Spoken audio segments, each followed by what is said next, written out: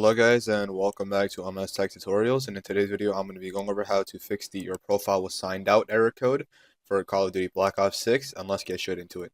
So this does have a bit of a weird fix, and if you have it downloaded through Steam, what you want to do is you want to go ahead and open up Steam. You want to go over to Library.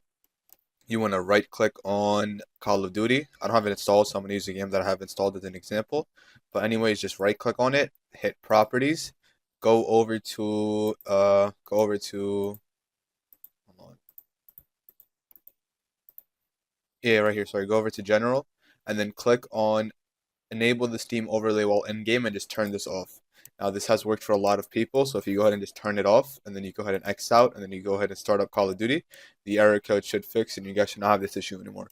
You can do also a bunch of other things like just restart your PC, restart the game, make sure that everything is up to date.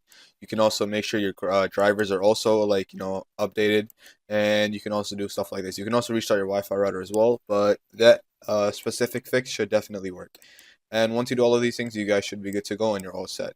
So yeah, that is it for the video. Thank you guys for watching. Make sure to give the video a thumbs up, subscribe to the channel, and have a great day.